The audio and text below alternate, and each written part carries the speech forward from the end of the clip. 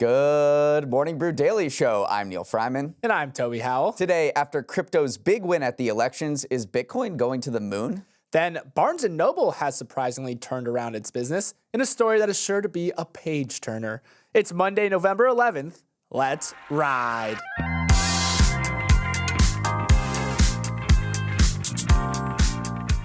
Good morning. Today is Veterans Day, 11/11, when America honors the people who have served the United States in the armed forces.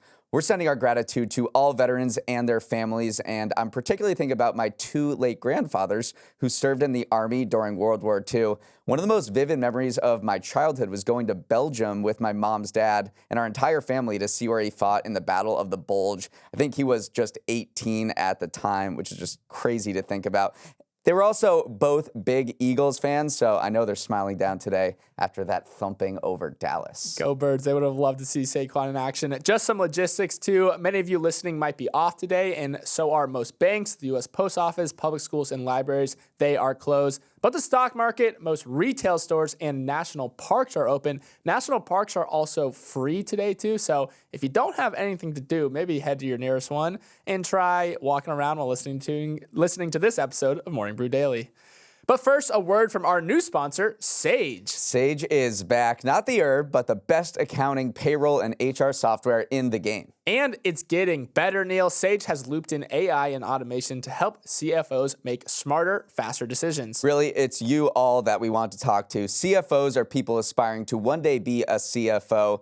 Everyone around you is using this technology, so we don't want you to fall behind. According to a Sage report, 87% of CFOs who have incorporated AI report a significant effect on their businesses. You hear a stat like that and realize it's one of those times in business where you can either innovate and evolve or get left in the dust. Don't get left in the dust. Instead, visit sage.com to learn more.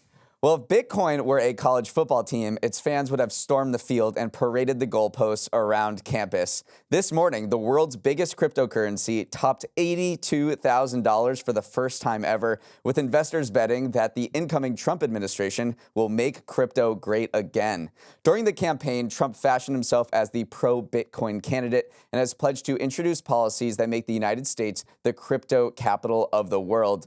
But it's not just Trump that's causing all of these Bitcoin fireworks. The GOP, considered the party more friendly to crypto, appears to be closing in on gaining control of the House as well as the Senate. So the people in charge of writing and passing laws in this country are going to craft regulations that are more friendly to crypto than the existing legislature. Toby, the crypto industry is doing a victory lap over these election results. It shelled out $135 million on races up and down the ballot this election, and that totally paid off. 54 of the 58 candidates supported by crypto super PACs won their races, and 3 are too close to call. It is crazy to just think back even to the middle of 2022. Bitcoin hitting 80,000 was just as far away from the industry's minds as you could possibly imagine. That was right after the market meltdown, right around the collapse of FTX as well. And it was also right around that time where the crypto industry started taking Washington more seriously.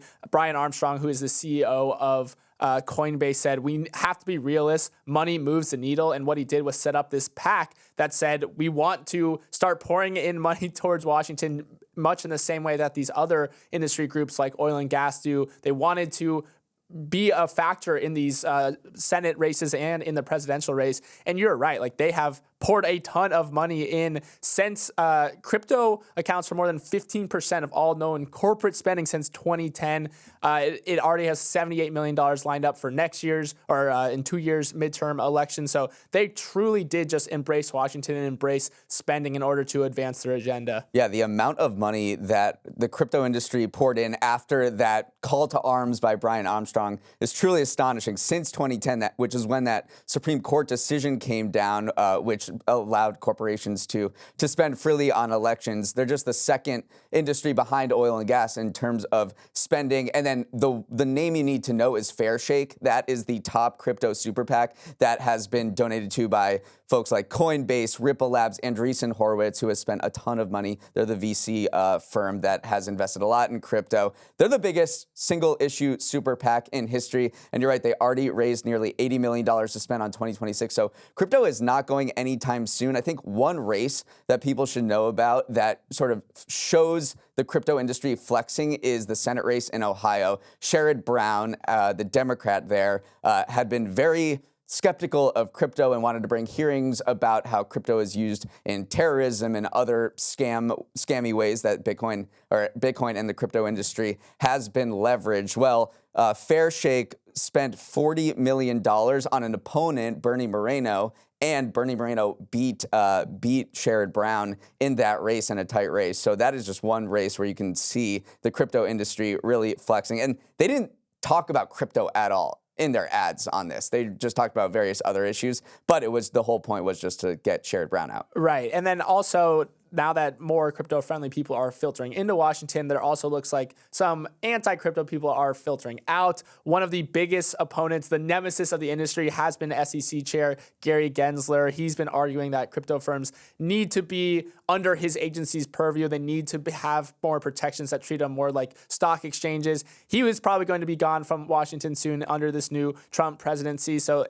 everything is coming up for the crypto industry. You can see it too. It's not just Bitcoin that is rising. Ethereum is ripping. Ripple, who you mentioned, is ripping. Even the meme coins like Shiba Inu and Dogecoin are up 17, 31%. Coinbase too. We mentioned Brian Armstrong, absolutely crushing it now, up nearly 50% in the last week. So it is a rising tide floats all boats situation. But the question is, will the crypto industry become the Wild West that led to some of the most epic collapses and frauds that America has ever seen? Remember, Sam Bankman-Fried is in jail right now for running the biggest corporate fraud in American history, stealing $9 billion through his crypto exchange, FTX. So that was what the current administration was trying to crack down on. Now that there might be more unfettered crypto enthusiasm, we'll see whether the crypto industry reverts back to some of those bad actors that had plagued the system for the past few years.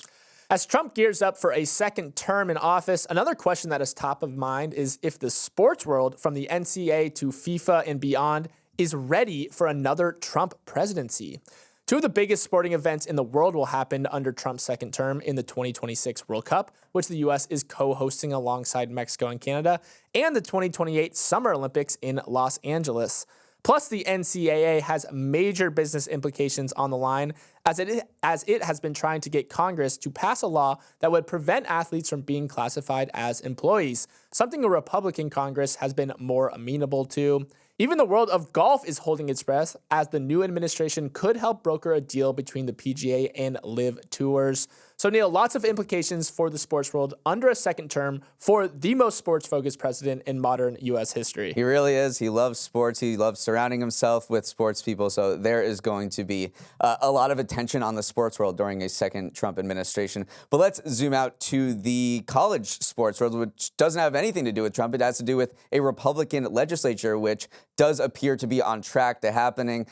It was a bad day, election day, if you were a college athlete. It was a great day if you were a college president or conference commissioner. For 5 years now, the NCAA has poured billions of dollars into a lobbying campaign to get Congress to pass a bill to finally write a rules of the road for this huge question that is looming, which is what should we classify college athletes as? And the NCAA, conference commissioners, they want an anti-employment provision. They do not think that college athletes should be considered employees. And so it looks like now that, after the results of the election, Congress could finally take this up, this issue that's been weighing down the NCAA for so long and has caused all sorts of Wild West regulations like NIL, to finally take this up and put some rules of the road that would be more amenable to the people in charge and not the college athletes themselves, who have sort of disrupted the status quo as we've seen in recent years. Dartmouth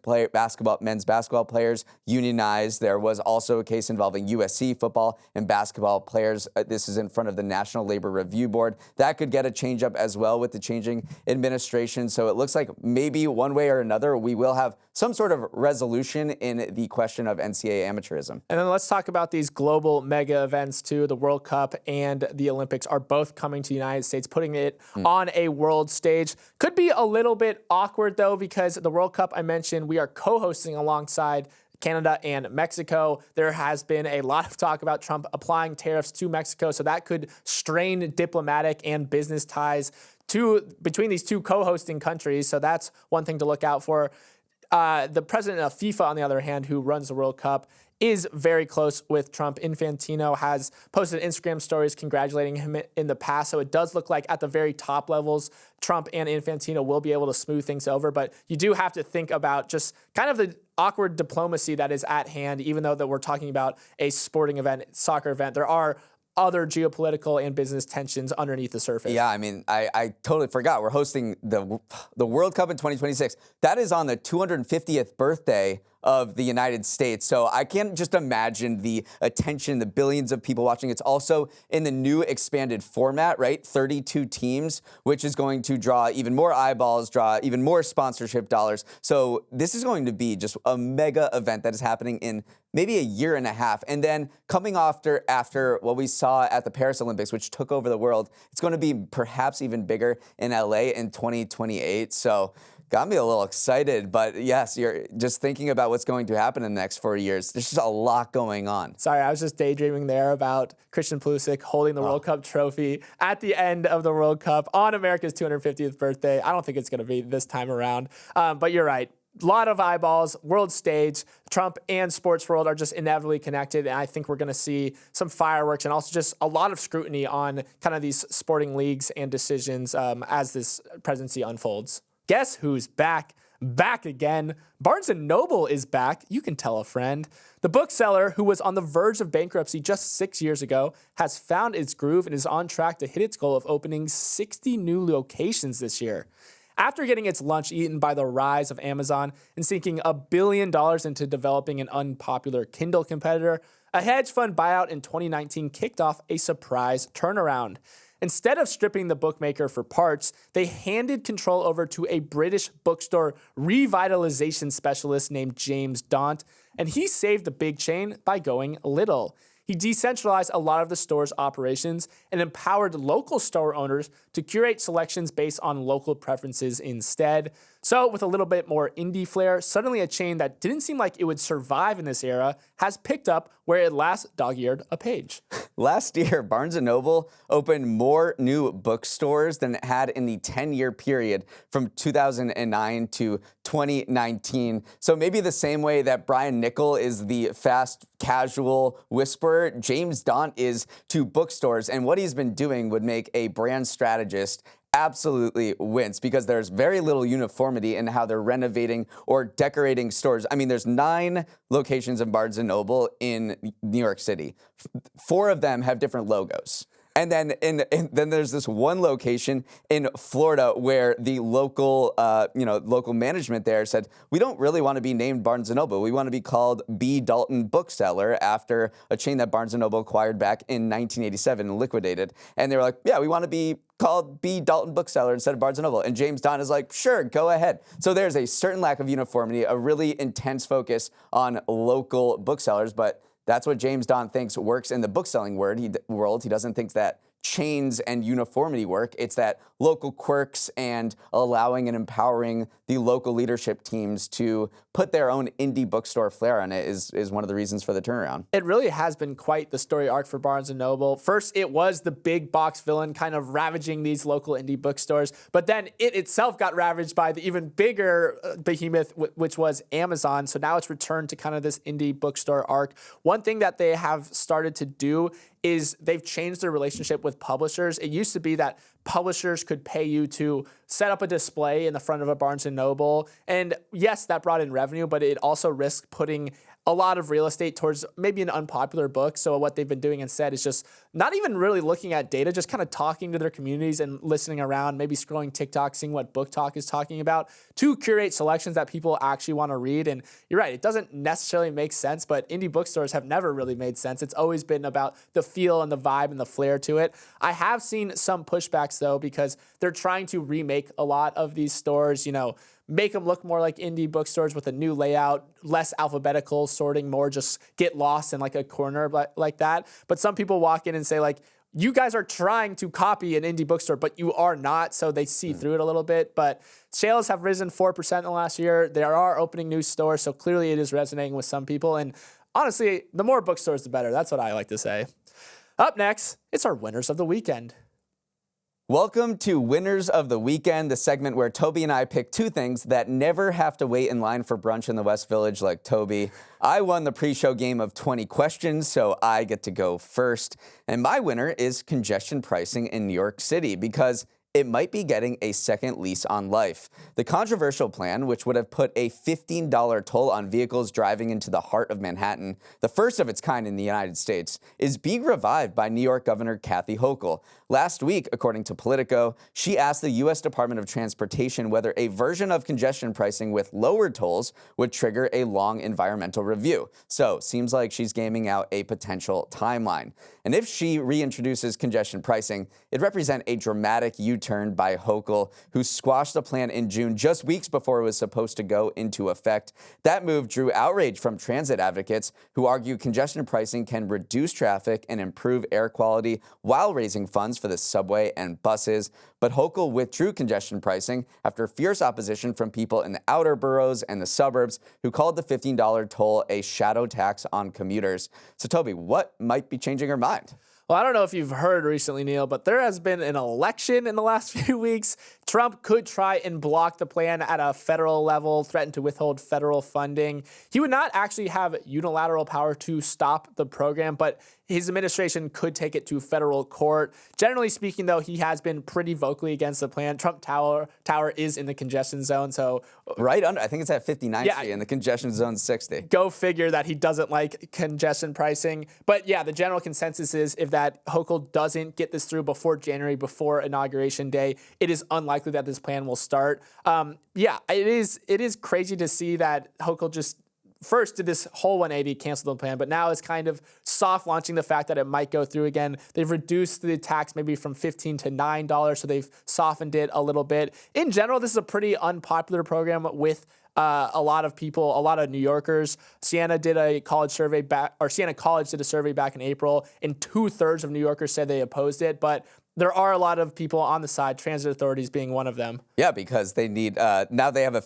$15 billion budget hole that needs to be recouped. Meanwhile, all the infrastructure has been placed because she canceled it January 5th. It was supposed to go into effect January 20th. So they had $500 million worth of cameras that would have placed this toll all around New York City that are now, I assume, just sitting there. So basically, Hochul's like, what's the timeline here? Because the question is, if she can get it started in the next few months before, I guess months before Trump gets inaugurated, then it would be hard to stop. So there does seem to be momentum building back, maybe in a little bit of a watered down version, $9 instead of $15, more exceptions. It seems like she was just waiting until after the election to kickstart this plan. But I know, we'll see. It'll be another big fight. My winner of the weekend is the state of pop music because the Grammy nominations came out just before the weekend, and boy, are we in a good place. You have the juggernauts represented in Taylor Swift and Beyonce, but also a gaggle of newer stars ascending to challenge their throne. Sabrina Carpenter, Chappell Roan, Charli XCX, and Shaboozey all snagged nominations, showing how deep the competition is this year. Some nuggets to look out for come 2025. Beyonce has passed her husband Jay-Z to claim sole possession of the most nominated artists in Grammy history, breaking a tie at 88 apiece to surge ahead to 99 after her Cowboy Carter album got lots of love. But some fresher names to the Grammy scenes could steal the show this year.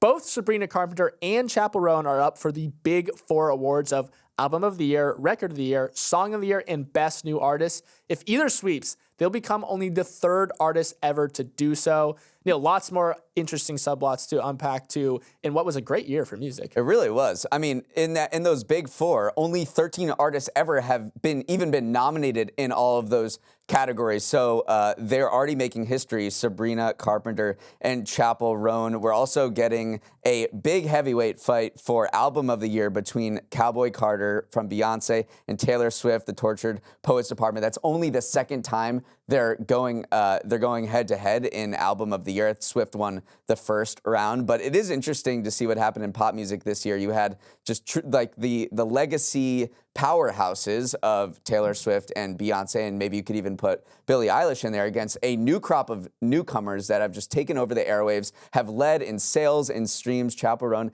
and Sabrina Carpenter. So they've really just disrupted the pop music industry this year with their songs, and I know you can't stop singing them. I know. One song I do want to call out too is a very old song. Remember, Now and Then was this recorded demo that John Lennon wrote for the Beatles back in 1977, but that it was never finished. But then it was finished using the kind of technology powered by AI and released in late 2023. So that is actually up for Song of the Year.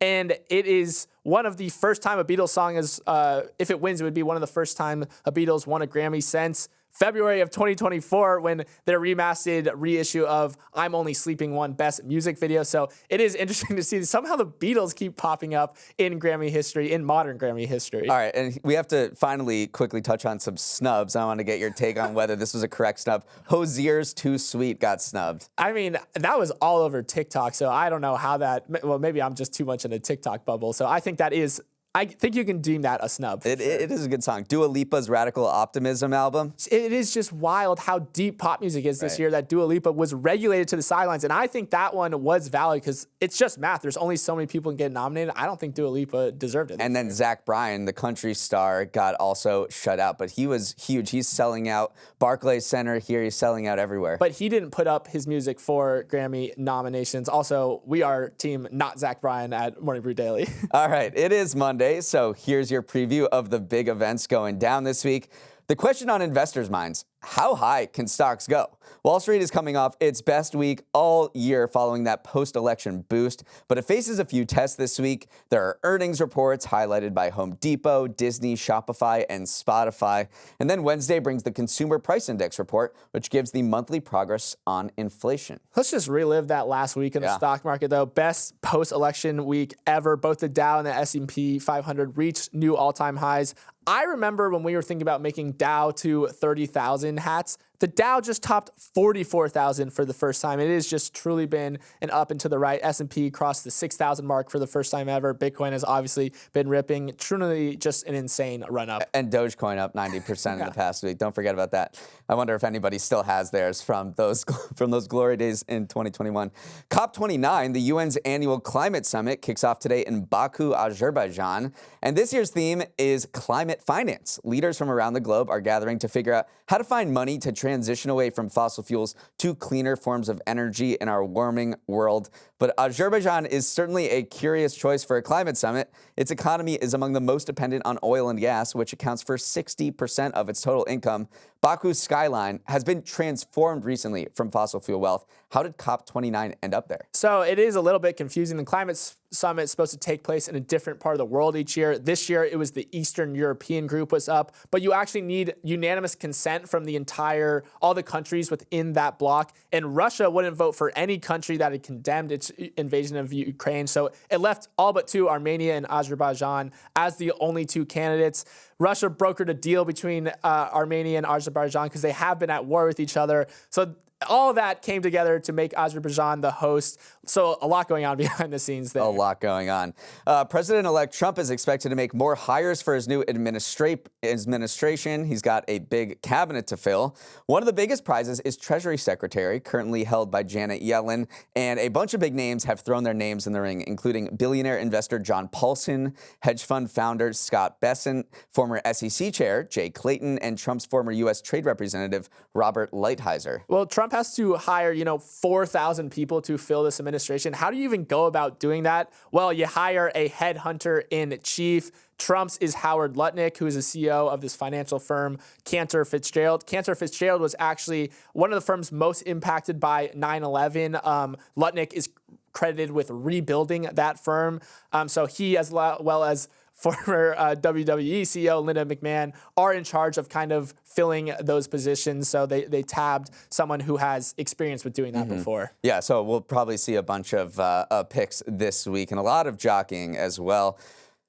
Switching gears, people's sexiest man alive will be revealed tomorrow, and it looks like the odds on favorite is Glenn Powell. Next year, Neal. Next year, we got it. You can bet on this because obviously you can. You can get Tom Brady at plus 6,000 odds, Jason Kelce at plus 750. But I think the best deal here, other than Glenn Powell, who probably should win it, Jeremy Allen White plus 340. Yes, chef. After a long delay, 27-year-old Jake Paul will finally face 58-year-old Mike Tyson in a boxing match on Friday that's taking place in Dallas and will be live streamed on Netflix. I feel like we've been hearing about this for 5 years. I know, and I'm just not that excited about it anymore. Although I have been seeing training camp videos of Mike Tyson, and I don't know if it's just smoke and mirrors, but the guy still looks pretty scary. All right, that is all the time we have. Thank you for starting your day with us. Have a great Monday and Veterans Day. For any questions, comments, or feedback, send an email to morningbrew@morningbrew.com. To quote Grammy nominee Sabrina Carpenter, please, please, please share the pod with your friends, family, or coworkers. Heartbreak is one thing. Not spreading the word of MBD is another. And if you're drawing a blank on who to share it with, well, Toby has a fun idea, babe. That was a well played, Neal. I want you to share the pod who's excited with someone who is excited that the Wicked movie is coming out soon. It is hard to miss all the movie merch stocking shelves and retail stores right now. It feels like this movie is going to be huge. So share this pod with someone you want to go defy gravity with. All right, let's roll the credits. Emily Milliron is our executive producer. I'm sharing it with Emily because I know she's very hype about the movie. Emily, if you haven't heard, there's this really cool podcast. Raymond Liu is our producer. Olivia Graham is our associate producer. Uchenna Ogu is our technical director. Billy Menino is on audio. Hair and Makeup is so glad they didn't sell their Bitcoin. Devin Emery is our chief content officer, and our show is a production of Morning Brew. Great show today, Neal. Let's run it back tomorrow.